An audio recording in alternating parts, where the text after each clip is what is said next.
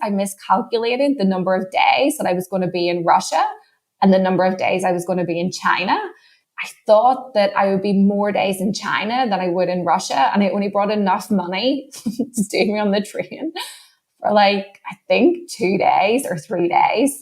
And we got to the stage then where we were just eating like rye bread, like dipped in hot water. It was so next level disgusting. I think at one stage I put it in beer because I was so desperate. I was like, water and beer are the same price. I'm just going to have rye bread dipped in beer. This is my life now.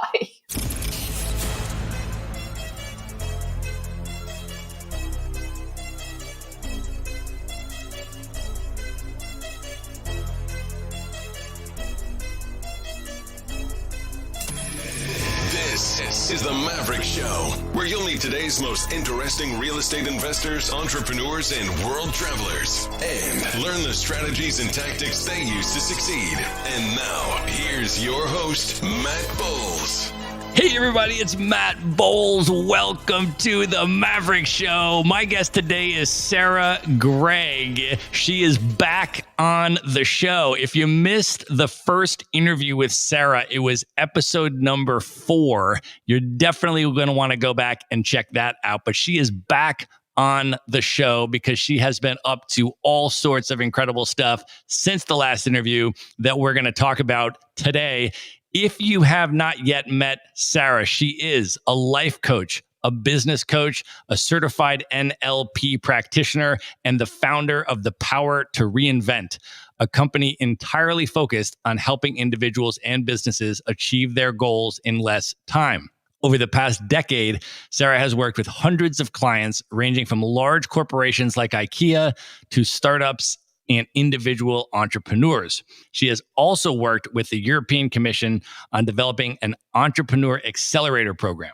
In 2016, she sold her house, her car, and all of her stuff to become a fully location-independent entrepreneur and design her dream lifestyle. She left her home in Belfast and has been traveling the world with her husband, Chris, while running her business from some of the world's most beautiful locations. And she is also the author of the forthcoming book, Find Your Flow. Capture it, use it, and make it yours. Sarah, welcome back to the show. Yay! I'm so excited. I feel like so much has changed since we were last sat in Chiang Mai sipping on that really good bottle of red wine. And it's incredible to be back on the show with you. Thank you so much for the lovely introduction. Well, we should definitely set the context here because it's rare that you and I are not having a bottle of wine during our discussion. It's a very rare situation. And the only reason that we're not having a bottle of wine today is because we're in 2 separate locations. I am recording this from West Africa. I'm in Dakar in Senegal. And where are you today? I am in really sunny Copenhagen in Denmark. Amazing. And you and I last hung out about 2 months ago in Cape Town, South Africa, which was amazing. It was me, Jen McGee, who listeners know from the Maverick Show as well, as a guest, and then you and your husband, Chris, and we had an epic night out. Oh my word, epic. Some of the best food and wine ever. It was so good. So good. Take me back. Well, I want to actually hear about your reflections on South Africa because I saw you, of course, in Cape Town and we connected there for an amazing evening. But you then went on and experienced a whole lot more of the country. So I would love for you to share what you did in South Africa and what your reflections were on it. Yeah, I've always wanted to go to Africa, and I don't know why it took me so long to get there. I really didn't know what to expect. You hear all these, it's not safe, and all these kind of tales of horror or danger. And I fell in love with that country, like hands down. It's one of the best places that I've ever traveled to. I think purely because of the diversity. 1 minute you're on safari, with lions walking out in front of your car. The next minute you're in beautiful kind of like wine regions sipping on like the most glorious, rich, full-bodied red wine, to like hanging with penguins on a beach. It was just next level amazing. I loved every second of it. It is amazing. And a lot of people don't even know that there are African penguins that hang out on the beach. It's like you associate them with cold weather, freezing cold climates, walking around in the snow. And then you go down to Cape Town. Yeah, they're just chilling on the beach.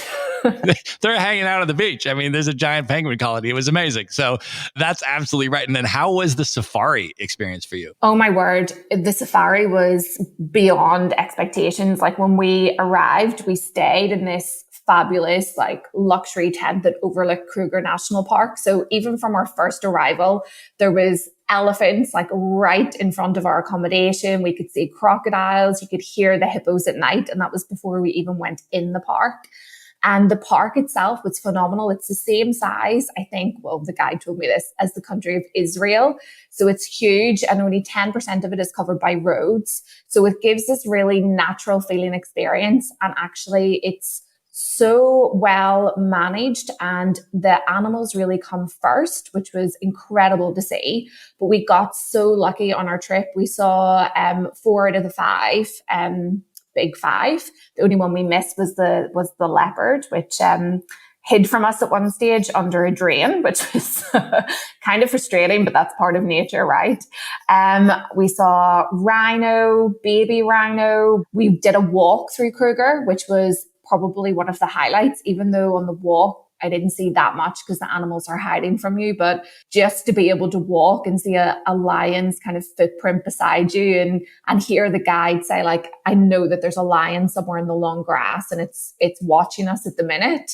But that's why all the animals have kind of disappeared. It was just the most magical experience that I've had, just that connection to nature in a very authentic and natural way.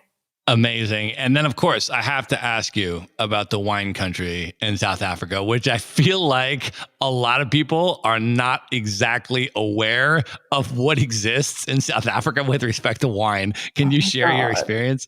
It's heaven. I literally felt like I died and gone to wine heaven. And the price, I don't know if you experienced this, but the price of a really good bottle of wine, or even to do the wine tasting, it blew my mind. So we'd wine tasted before, mainly in Hunter Valley in Australia. And when we went to the first vineyard that we arrived at, and she gave us a tasting menu to taste, I think it was 9 wines from their kind of standard, and then the reserve range was the equivalent of €5. €5 for wine tasting. It was just crazy. And the quality of wine was superb. And we had a picnic down at the Warwick vineyard, and they brought us out a lovely gourmet picnic basket. You have the views of Tabletop Mountain. It's so lush and so green, and it feels quite French. The architecture is it's stunning. It was South Africa for me was just surprise after surprise after surprise. No amount of photos do it justice.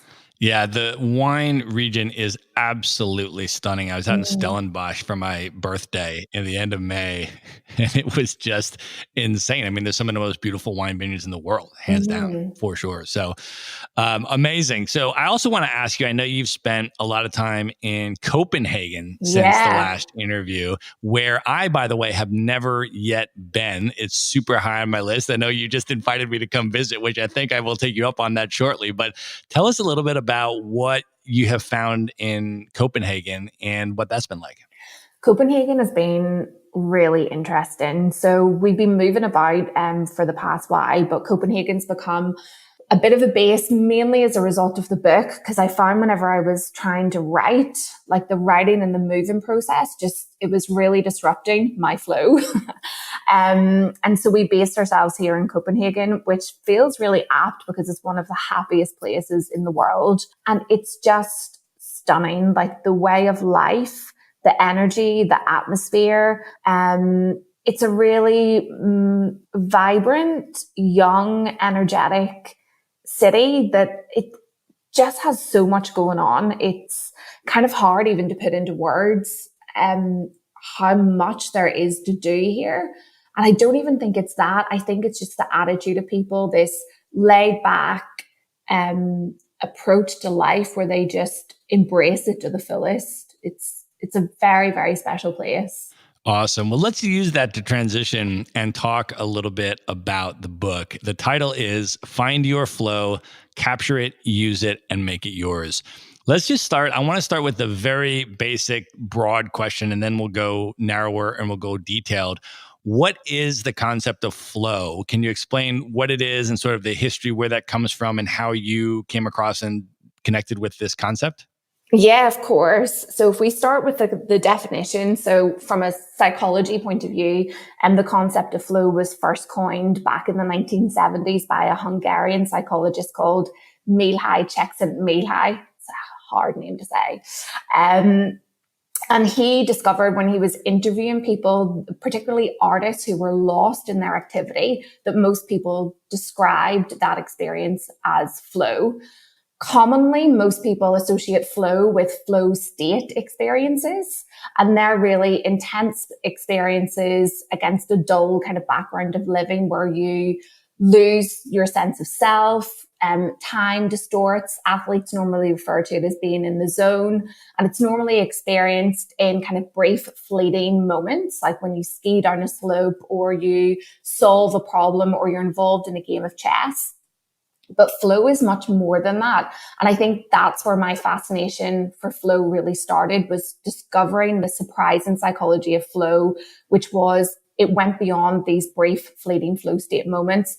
And actually what the theory of flow describes is not only how to experience that joy in the present through flow state, but also how to create a unified sense of flow in your life where life makes sense to you and you're able to order your consciousness, direct your intention, and invest it in a goal that matters most, so that you get this seamless unfolding of life and time where everything makes sense. There's order in your inner reality and your outer reality responds to it. And psychologists really call this they call it the secret to happiness. And it's a formula for living life fully without the waste of your time or potential. Wow.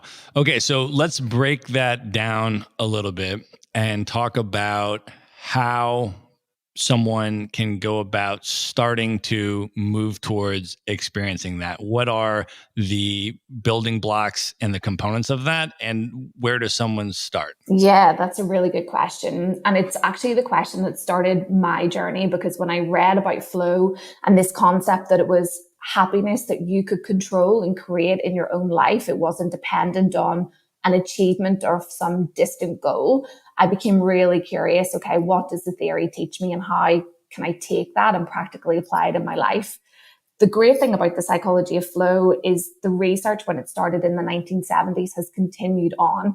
And they've broken it down to find that there's 3 core conditions that are necessary for flow to occur, whether it's in a flow state experience or whether it's to give you a unified sense of flow in your life. And they are, you must have a clear goal. So in other words, I know what I'm doing. I understand the purpose of my actions. That helps order your consciousness and direct your energy and attention. The second one is that it's at your optimal level of challenge. And this is really important. So in flow, there exists a flow channel, and it's almost like the Goldilocks zone of your optimal level of challenge. It's the sweet spot. So you want to engage in a goal that's not too easy that it makes you bored and unmotivated, but equally not too difficult that it causes you to feel a sense of overwhelm and anxiety. So it's about finding what works for you. What's that kind of sweet spot where you feel motivated, you feel challenged, and your skills are going to be developed and stretched. And then the final component is immediate feedback. And immediate feedback is really your attention being able to understand the feedback cues as to what success or achievement as you work towards that goal looks, feels, and sounds like. So it knows as the information comes back into consciousness that yes, I am congruent with my goal. I'm working in alignment, and it creates that flow between your thoughts, actions, and your outer reality. So it kind of like works in this beautiful, seamless feedback loop that our brain loves. And it creates this lovely sense of serenity, harmony, and alignment. Amazing. So what would be the sort of logistical components if people wanted to work towards this? What would be the actual steps, the practices, routines? Like, what would someone need to do to start moving in this direction and integrating certain techniques into their life? Where do they start? This is where I also started. This is really that question is exactly what made me create the journal system for flow, because the research says that flow can occur in almost any activity as long as those three conditions are part of your everyday life, and that's really the key to improving the quality of your life. But what the research doesn't say is exactly how you do that. Like, how do I go about my day and continually check in with myself? Is my goal clear? Do I have immediate feedback? If that's too difficult, it's not really practical for our busy lives. And so what I did was I took the three core conditions of flow, along with two others that the research had referenced as important for finding flow, which was positive emotions and reflection, and then built a journal system so that I could start my day with clear goals, that I performed my optimal level of challenge, and scripted in my immediate feedback so that as I went throughout the day, I understood and had fed my intention the feedback cues that it needed from what I would see, hear, and feel as I went about my day. And it's that's brought me that sense of flow in my everyday life. So can you talk about specifically your morning routine now and what that looks like with regard to the journaling system and anything else that you're doing, and any tips that you have for people with respect to what works effectively in a morning routine? Yeah. So the first thing about a morning routine in general is it's so important to put yourself before your cell. I think most people, just because our phones are our alarm clocks, the first thing we do is we wake up in the morning, we turn off our alarm, and we begin to kind of this process of scrolling through our apps. And what psychologists and research have found is that the process of doing that and allowing the outside world in puts us in an automatic state of reaction. Our body's kind of like, it's awake, it's responding, it's reacting before we've cultivated how we want to feel for the day. And there's a really interesting study by two psychologists that was performed in conjunction with the Huffington Post. And they wanted to see the impact of our morning mood on our entire day. So how we start our mornings affects our entire mood. And so they took a group of people and they divided it in two. One group they showed some negative news to, just 3 minutes of negative news.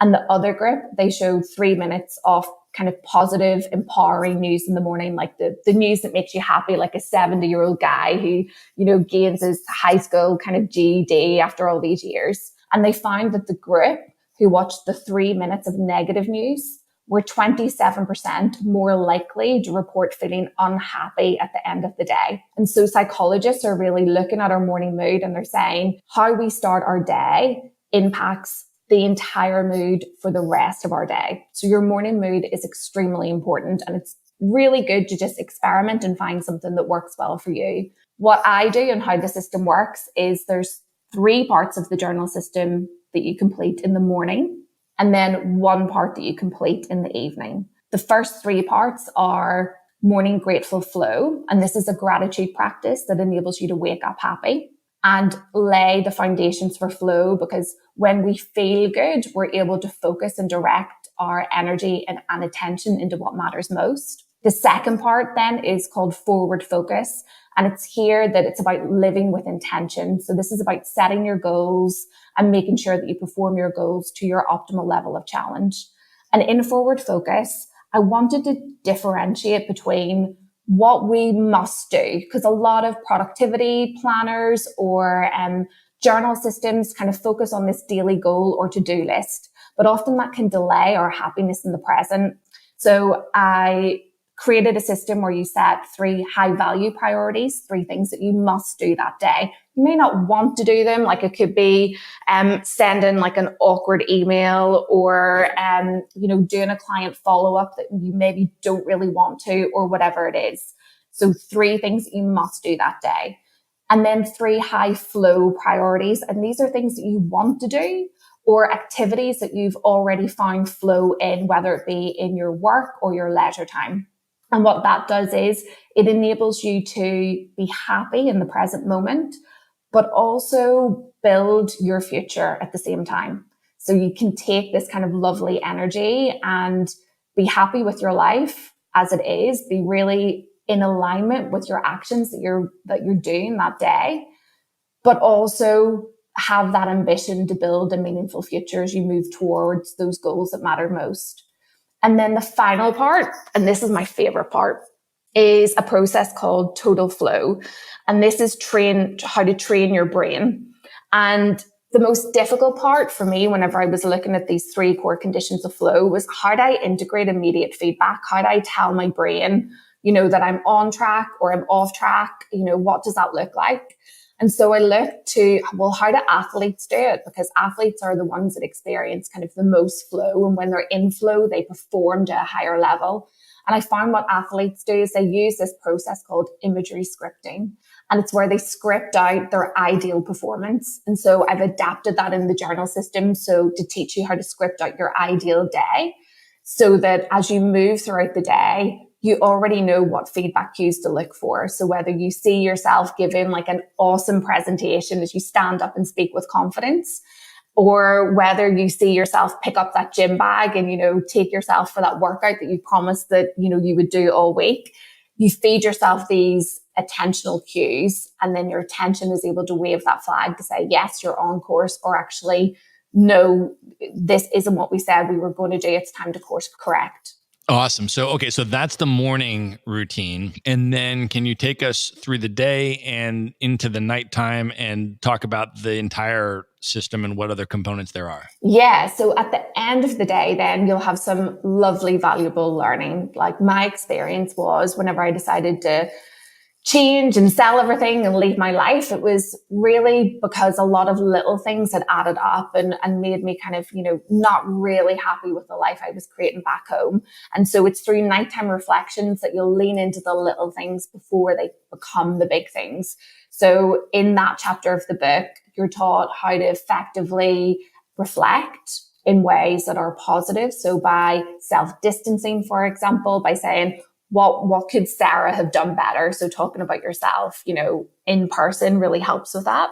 And also discovering where you felt in flow, because the joy of the structure is as you find your flow, you add more of it into your life through those high flow priorities. So if I find, for example, I really feel in flow whenever I'm problem solving at work, and that makes me really, really happy, then I start to add more of that into my work, because I know that's where I'm most productive. I know that's where my strengths lie. And I know that's when I feel the most joy and challenge from the work that I do. Equally, finding your flow in your leisure time. So whether it's trying new activities, like I joined an improv group last month and really loved it. Like it was just such fun and such play. And so adding more activities of that into your day-to-day life so that you can experience the joy of the present, but also be building that ambitious vision of the future that you have. And I think for so many overachievers and entrepreneurs, that's the bit that we're always in danger of missing. We're so eager to kind of move to the next thing, that we miss the joy and the value and the flow of just being in the moment. So for me, in kind of like a short summary, flow is a way of like having your cake and eating it. It's a way to have it all. It's like, I feel happy and successful in this moment. And I also know that there's more to come. Okay. First of all, you would be amazing in an improv group. I would so love to see that. So I hope that you stick with that.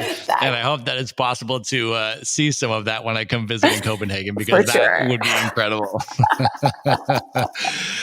That is awesome. Can you talk a little bit about the concept of gratitude? I know that you have mentioned that to me, that you also practice that. And can you talk about what that is, what the significance of it is, and how that integrates into the system as well? Yeah, so gratitude is the first part of the system. And it's really important that you start your day with gratitude. Gratitude is like a free happiness pill that you can take every day if you just have the discipline to practice it. Happiness actually restructures your brain. So it's like taking a neurochemical kind of like cocktail smoothie first thing in the morning. So like you get your dopamine in there, which is that real feel good factor that you just feel awesome. Your brain's fired up and it's ready for the day and it feels really, really happy. And that part of the brain really helps also with our productivity and our ability to channel our energy.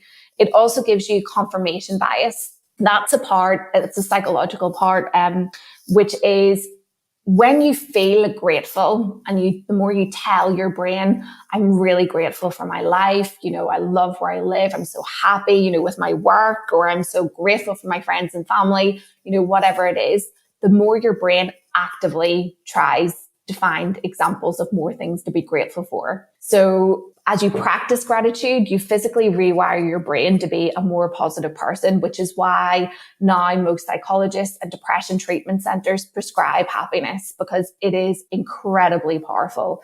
It also activates a part of the brain called the hypothalamus.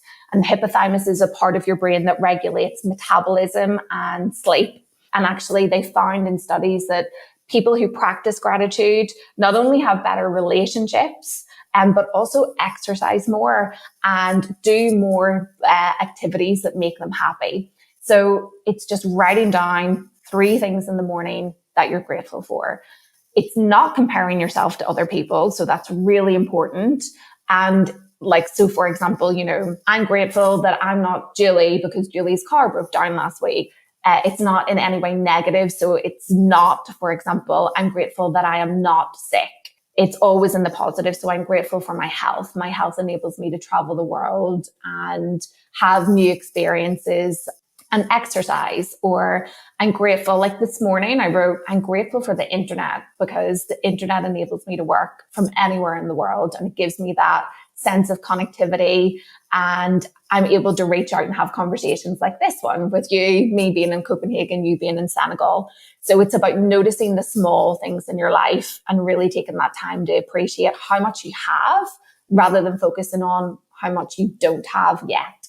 That's awesome. So how long would you say that the entire morning routine takes? And also, if people want to start implementing the morning system, do you recommend that they start implementing the whole thing at once, or do they do it sort of step by step and build towards that? And what's sort of the commitment there that people should expect if they want to fully implement the flow morning routine? So the good news is that it only takes around 10 minutes to do. It's so short. It's literally 2 pages of a small notebook to do your morning routine. Probably the hardest bit, only because it's a new skill, is the scripting. But in the book, there's lots of prompts and phrases to help kind of like guide you through how that should work. So yeah, 10 or 15 minutes, and you need to do it all at the same time, because each part of the system builds on the next. So as you feel positive from your gratitude, that sets up the structure of your brain to have that clarity to think about what you want to do for the day, because your thoughts are ordered. Your brain feels clear, and then you're able to channel that thought energy into how do I want to spend my day and what do I want. Then as you do that and you decide, okay, these are my goals for the day, this is what's most important for me to achieve, and I factored some like things that I love doing in there, then you script just, this is how my ideal day looks like. And it's not about scripting your whole day. So you don't have to go like at 7 a.m. I do this. It's about just scripting the most important parts of the day or things that are most relevant. So that's normally for me, maybe like 1 short page. Awesome. Can you talk a little bit about what makes flow different from other self-help philosophies out there? I mean, if somebody walks into a bookstore, there's going to be a massive, enormous section on self-help and a ton of authors and a ton of books. Can you talk a little bit about what differentiates this concept? Yeah, so I think there's 2 main things that differentiate it. One is flow is happiness that you control. So it's a state that you can create. So it's not dependent on external things or distant goals or achievement or success. It doesn't say abandon those things, but it says like you don't need to rely on them. So I think the fact that you can control your own happiness is a real selling point. But the second one, and I think the most important one, and a reason why I love flow so much, is it's unique to the individual. So this isn't about, the book isn't you should live this way. If you want to be happy, you need to wake up at 5 a.m. You need to do 100 sit-ups. You need to drink a green juice smoothie. And then, you need to hustle and grind all day and do all this stuff that worked for me. That's not what flow is. Flow is as unique to you as your fingerprints and as you are to the world. And it's about tuning into yourself, recognizing what makes you happy, where your strengths are, where your challenges lie, finding how hard you want to push yourself and you feel able to push yourself, and then releasing that. It's almost like that own unique code that lies inside of you. We all have these gifts and talents that are unique to each of us, and flow is the key to unlocking those.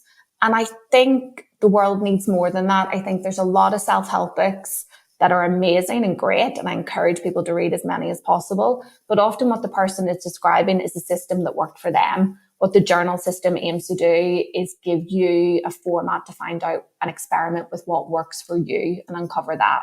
Well, and the other thing that I will say about you and your work that is really distinguishing from a lot of stuff that's out there is that you root your content in science and psychology. And I feel like there's a big section of the self-help space where, for lack of a better term, we call it woo-woo kind of things, which is oftentimes devoid of scientific merit, right? Which is where I think some of those concepts and some of those, pejorative connotations come from. Whereas what I really, really like about your work and why I'm so excited to get to this book is because all of the things that you're talking about are rooted in science and psychology.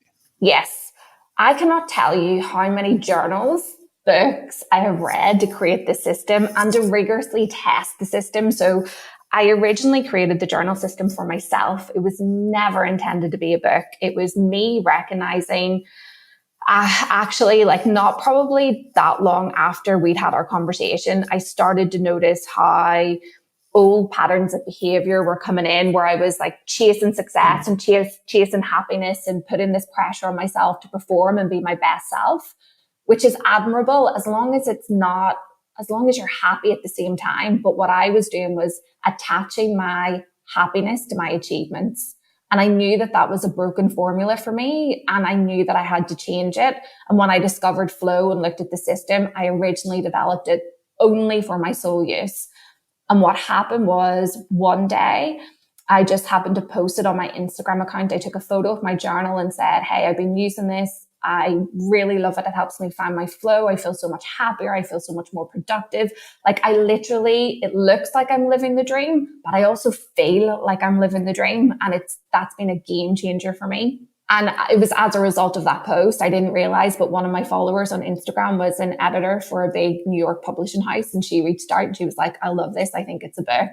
So all in all, the system that I've described took me a year and a half of research. So I know with full confidence that everything that I say and everything that I've recommended is based on science and psychology. That is really awesome. I want to ask you more about the book deal and the process of writing and creating a book, because you and I have been in touch pretty regularly. I of course follow you on social media, and of course we have a friendship for a couple of years now. And I've been following you, and you have been working incredibly hard to write a really, really, really good book. And I want to ask if you can share a little bit of the behind the scenes about your writing process and share a little bit about how you've done that, what the publishing experience has been like, and so forth. It's a really great question.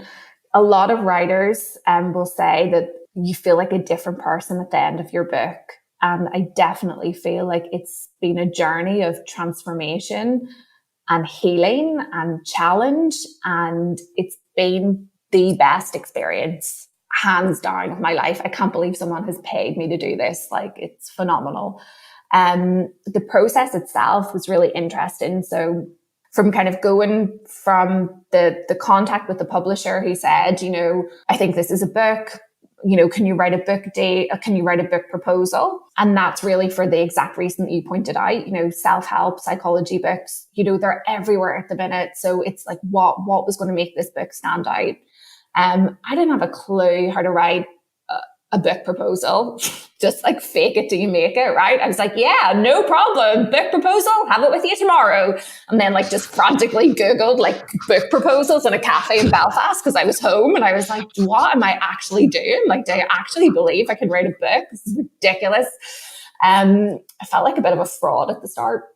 And so I wrote this proposal and, kind of showed the gap in the market, which was significant because a lot of the work on flow really focuses on like creative flow or workflow, but the theory, and it blew my mind actually, the theory has never been really adapted in a system for everyday life. So it was this like wonderful niche that I wasn't even looking for, that was kind of gifted to me. It was just incredible. So after the book proposal, I really thought they were going to like send me an email and be like, okay, here's how to write a book and here's the structure. But they didn't. And they just went, okay, here's your deadline. See you in 9 months, 10 months. And I was like, what? Like, what do I do? Like, is no one going to train me how to do this? Like, I wrote a proposal, but do you really think I can write a book? Like, at what point is someone going to walk into my house and be like, sorry, we've made a mistake. Can we have our money and our book deal back? And yeah, you're really on your own. And I think you have to develop a real sense of self-discipline. You have to be really passionate about what you're writing about. Otherwise, you would lose the will to live in the challenging moments. And you have to enjoy the journey. It's been so lovely. I've taken myself out on with my notebook and my pen, like in the old fashioned style, and sat in a cafe by the lake and written a chapter. I brought my stuff to Paris and did a bit of writing there and made it as magical for myself as possible and made sure that I had fun along the way. But you don't actually get most of your feedback until you have your full manuscript. And that's the really daunting part, which I went through just before I arrived in South Africa. I had sent my full manuscript. So after nearly a year, it was a year since I'd written the book proposal, almost a year to the day, I sent my full manuscript in. And that's when the tense part starts, because you have really poured your heart and soul into a document and you have no idea if it's good.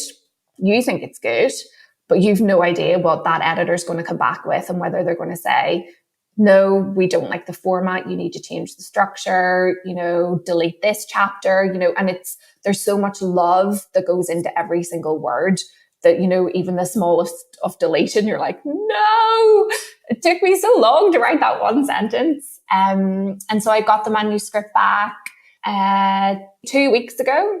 I read the comments and then I deliberately didn't dive back into it for another week or so. And they didn't actually change that much, which was really lovely. And the amendments they did make were really insightful, really shaped the writing of the book. And today, actually, just before you called, I'm just finishing the final edits for it to go off.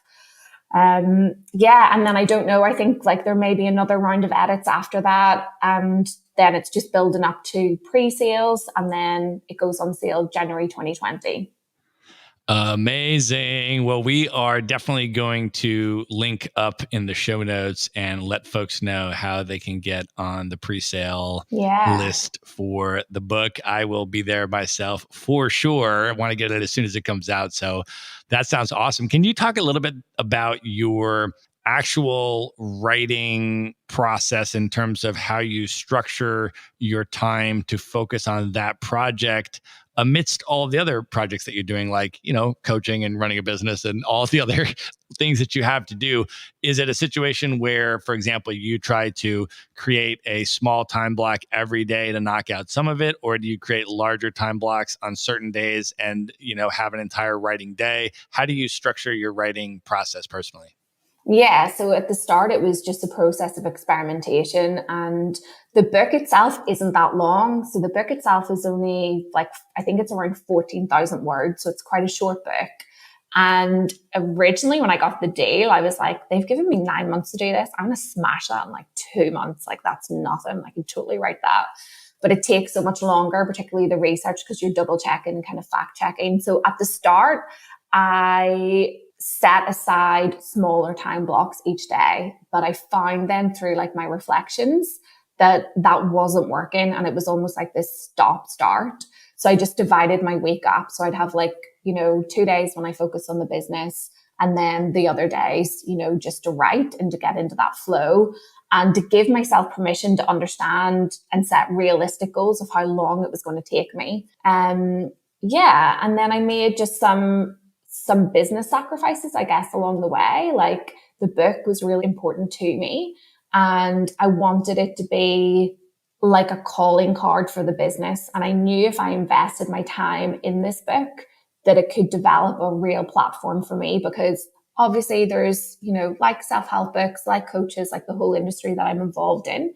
It's hard to make yourself stand out, like you have all this expertise, but you're competing in like a sea of kind of Instagram noise. And so I kind of really looked at my priorities. I looked at where the book sat within those priorities. And so I dropped down my clients and focused more time on the book, particularly towards the end. And I'm really happy that I did that. Like the book is like writing a book and having it published, it's just such a blessing. And I didn't want to do anything that would ruin that gift and ruin that experience. It was so important to me that when I look back at this time, the time that I wrote my first book, that I could go, that was awesome, rather than, oh, that was stressful and I took on too much. So yeah, I just given myself permission to be like, it's okay. Like I don't have to have all those clients. Like I'm good. I don't have to push everything to the next level. What's most important is if I put the work into this book, that investment will last me a lifetime. Amazing. And what's the marketing strategy going to be for getting the book out to the world? Have you coordinated with the publisher on that in terms of what they're going to do, in terms of what you're going to do? And what's the rollout strategy going to look like? Yeah. So I'm really lucky that the publishing the publishing house that I'm with is a large worldwide publisher. So I have my own dedicated marketing team, and one in New York and one in the UK, which is really lovely. And they've been super helpful, just kind of guiding me through the process. So I've had calls with those teams. Yeah, like the main strategy is I've engaged with some influencers, I don't pay them any money, just people that I know from the digital nomad kind of circuit. They're going to promote it. I've also just recently worked with a group of 10 women who I've taught the system to. They're just finishing up. And again, like it's really important for the book and for the publisher that there's no exchange of money. All reviews have to be honest. And that's really, really important for me and particularly for the publisher. So they're also going to post on social media and do some video reviews about how they found it and how positive their experience has been. And then I'm in the process of doing like some event planning. So I plan to have some events in London and then do a book launch in New York in 2020, which is really exciting. Amazing. Well, definitely keep me posted on all of those events, and whoever I know in those areas, I will definitely try to alert them to that. And if I'm in town somewhere, of course, I will stop by. That'll be a blast. So that sounds awesome. All right, let me ask you a little bit now about traveling. We talked a little bit at the beginning. I want to ask you, though, just broader question for you, because I know that you've made a very concerted choice towards the location independent lifestyle as a top priority for you. And you've really taken that quite seriously in terms of designing your lifestyle. And that's been a big part of this whole thing, is your choice to travel and where to spend time and how much time to spend there and stuff. So I want to just ask you about that particular choice, and just with a broad question about what does travel mean to you? What do you get out of it? Why do you choose to travel? Oh, I love that question. Travel means life to me. I don't know any way to live. I feel like I'm so fortunate to have been born in a country and developed a skill set that enables me to be location independent. And I almost can't imagine like why you wouldn't travel. Like it's hard for me to think about people who just want to stay in the same place. I think like the world is just full of incredible people with incredible histories, with incredible nature, wonderful experiences. And the more I see of it and the more I travel, the more connected to humanity in the world and what it means to be a human being grows within me. So I think travel just gives me this flair for life, this lust for life, and this like a total love of life, where there's just adventures unfolding like all the time. And when you get to work and travel and do it at the same time, it takes it to the next level, because I think it's more than just like a 2-week vacation. You get under the core of a culture, you understand the people, you understand the language, you understand the food. It's just a beautiful way to live. It broadens you and grows you, enables you to grow as a person. Absolutely. So I have been thinking about you lately because I am next month going to do the Nomad train, which is the Trans-Siberian Railway, which I'm going to take from Moscow all the way over to Ulaanbaatar, Mongolia, with, 25 or so other digital nomads. And it's going to be amazing. It's going to be epic. But I always think of you because you told me this, I think it was like literally the first night that we ever had our, an extended substantive conversation. We're on the rooftop in Thailand, I think it was. And you were telling me about how one of your early travel experiences, was that you decided to take the Trans-Siberian Railway across Russia. And I was wondering if you can just share that story a little bit and what the experience, and set the context, for where you were in your life at when you decided to do that and how you were traveling, and then what your experience was like. Yeah, so I was like in my not early 20s, like maybe 24, 25, like something around that. And it was my first kind of like big trip. And we had booked the Trans-Siberian Express. We'd done it all independently. Independent travel has always been important to me. But we realized with our passports, we were Irish passport holders. And we realized that like the Mongolian embassy required you to travel to London for a visa at that time. And we were already kind of like heavily saving for a big trip. We're like, yeah, we'll just live on the train. We don't need to get off anywhere. Like the point is the train, right? Like you don't need to get off. So I lived on that bloody train for like 10 days. And to make it even more hilarious, I miscalculated the number of days that I was going to be in Russia and the number of days I was going to be in China.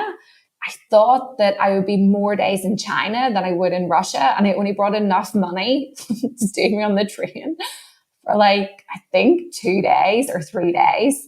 And we got to the stage then where we were just eating like rye bread, like dipped in hot water. It was so next level disgusting. I think at one stage I put it in beer because I was so desperate. I was like, water and beer are the same price. I'm just going to have rye bread dipped in beer. This is my life now.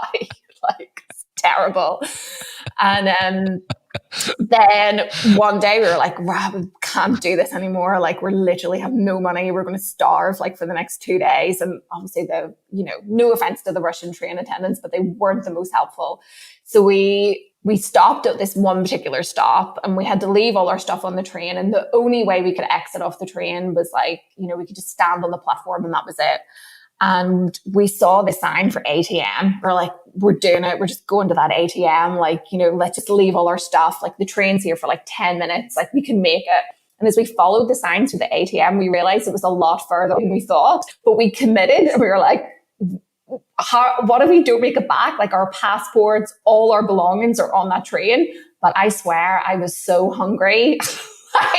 I did not care. I was like, they can take my stuff at this stage. Like I would kill for like a hot cooked meal right now. And I remember just going to the ATM and out like a couple of hundred pounds worth of money. We made the train within literal seconds. There was this Russian train attendant that just pushed us on. And I can remember doing a money dance in the train carriage, like literally with these notes, like waving about my face. Like, yeah, this is being alive. I ate like a king. I've never eaten so much food or drank so much beer probably as well. I got very drunk that night. Yeah, but it was awesome. So amazing. Well, I always think about you since you told me that story every time I, make additional plans and prepared to do the Trans-Siberian. So I'm doing it next month, and we can compare notes after that. But that's literally my point of context. I think you were the first person I ever met that had actually done it, and so your story has always stuck with me. That's amazing. Yeah, I'm probably the only person that you'll meet that actually did it and didn't get off the train. Like loads of people are like, "Did you see that lake?" And I'm like, "No, no." I just lived on it for 10 days. Didn't see a thing. That's amazing. All right. Sarah, at this point, are you ready for the lightning round? I think so. Yes, I am. There you go. That's what I'm looking for. Let's do it. The lightning round. All right. If you could have dinner with any person who is currently alive today, could be celebrity, author, public figure, entrepreneur, anybody, who would you choose and why? Yeah, I would choose Russell Brand. I don't know. Do you know Russell Brand? I do. That's an amazing choice. Yeah, I would choose him. Like, I just think he is so funny, interesting, spiritual, has like some really interesting things to say about life and humanity. And I just like the thought of like eating my dinner and him just almost performing for me, like, because he doesn't shut up. So yeah, I would pick him. I just think it would be like dinner entertainment and you would learn a lot and laugh a lot on the way. That is an amazing choice. I have to agree with that one. All right. What is one app or productivity tool that you're currently using that you would most recommend? I'm not very... My journal system is probably my productivity tool. Can I recommend that? 100%. Absolutely. Yeah, for sure. All right.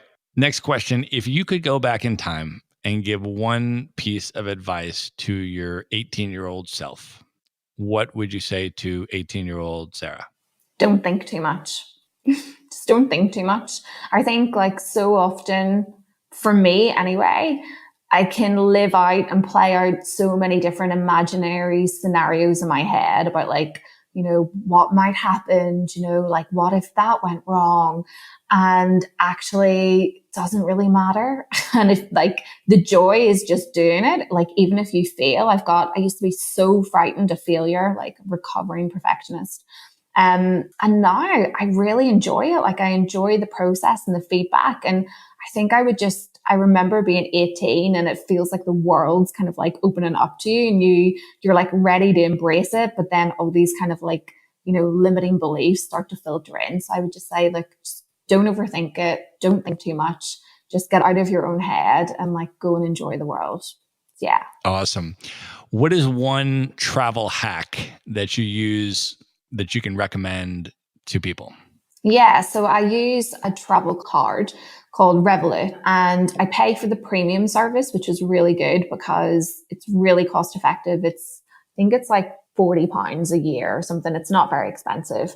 And that gives you the best exchange rate on the day. You're able to forgo kind of like any fees. It's a great card, but more than that, it gives you perks. It has a little perkometer on the app, which often includes booking.com. So we're already like genius level at booking.com because we travel so much. And you can actually combine the Revolut codes with your genius. So when we traveled in South Africa, actually, we stayed in like this incredible 5-star hotel in Johannesburg and got like 30% off. And it also gives you for premium members, like a flat rate access to airport lounges for £20. So when we're in Dubai, for example, we were able just like, rather than spend £20 on a cup of coffee, because that's probably the price you're going to pay in Dubai airport, we were able just to activate like then and there the lounge pass, scan ourselves in with a QR code, have some hot food, get a massage on the massage chair. Yeah. And spent like 4 or 5 hours in there before our next flight. So yeah, that's been really, really helpful for me. Awesome. And when you're traveling, what is one item that you pack and you never travel without? This is a really crap one, but my curling tongs. It's honest. Listen, this is a candid answer. I mean, you know, that's literally the only thing. Like, I would love to try and say something fancy, but I just be lying to myself and your audience. Like, the one thing that is always in my bag is just my curling tongs and an adapter so that I can use them. Fair enough. All right. At this point in your life, with all the travel that you've done, what is the number one place on your bucket list that you have not yet been to that you would be most excited to go to right now? Yeah, I haven't done much of South America, so I'd really love to do a bit more of that. Like, I'd love to do Chile. Yeah, like that whole kind of area. Like, I've been as far as like Central America, like Guatemala, but I haven't gone beyond. So like that's next. We're talking about that for maybe kind of the end of this year, actually, to go spend Christmas kind of somewhere like that. That's kind of calling me. Did I have any influence in putting Chile on your radar with Yes. all of the Yes. Carmenere wine that you and Yes. I drank together? 100%. 100%. You're to blame. That's amazing. For that and my Carmenere wine addiction that is growing by the second. Exactly. Amazing. Well, let me know when you go, because Chile is indeed an amazing place. All right, Sarah, last question on the lightning round for listeners of this episode that want to find their flow. What is the first step, the first tip? As soon as this episode ends, what should they do first? So if you want to find your flow, probably the best tip is to get curious about where it exists for you. So bring a notepad with you, like to work or when you're working, and notice the activities that you're completely absorbed in. So where you feel that sense of challenge and you lose track of time and your worries disappear because you're just so focused on the task, and then begin to make a note of those and add more of those into your work life. When it comes to your leisure, flow exists more in activities where the conditions are already present for flow. So for example, in rock climbing or dance or any form of sports. So again, try to integrate that into your leisure routine, because it just gives you this feeling of instant harmony and joy and happiness. So notice when you're in flow in work and add more to it. And then in your leisure activities, think about sports or activities that you could do and get curious, like think outside the box. Like I did improv. It was hilarious. Like it was so much fun. And I really look forward to those classes, like to go down and just have that sense of fun and escapism and feel kind of the joy in life. So I think so often we can be over reliant on like Netflix and just like sticking on the TV and binge watching a box set, when actually there's so much more to life than that. So get curious about what other things you could experience in your free time. Awesome advice, Sarah. It was so amazing to have you back on the show again. I want you to let people know, first of all, how they can get an advance, get on the advanced pre-sale list for the book. And then also how they can follow you on social media and how they can learn more about the Power to Reinvent as well. And, wherever you want people to go to find out what you're up to. Yeah, so I'm most active on Instagram, and it's the handle is @thepowertoreinvent. And there I'll kind of be posting more information about the pre-sales and also some bonuses for people who buy the book before it's released. I plan to have like a lot of additional freebies worth quite a bit of money that you'll get in addition to the book for placing your trust in me. To find out about when the pre-sales happen, you can just follow on social media, or you can sign up to my newsletter, which you can sign up to on my website, www.thepowertoreinvent.com. Amazing. We are going to link all of that up at the show notes in one place. Just go to themaverickshow.com for this episode, and you will find links to everything we discussed on this episode, including how to get a copy of the book and follow Sarah. All that'll be in one place at themaverickshow.com. Sarah, this was amazing. Thank you so much for coming on the show again. Thank you so much for having me. And I can't wait until our travel paths cross again soon. I would love that. All right. Good night, everybody.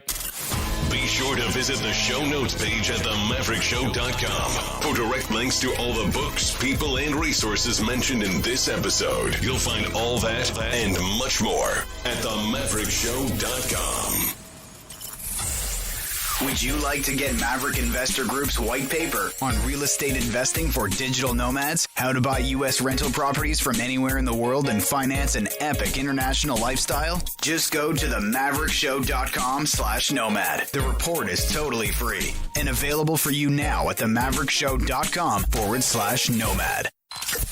If you like podcasts, you will love audiobooks, and you can get your first one for free at themaverickshow.com/audiobook. Whether you want the latest best-selling novels or books on investment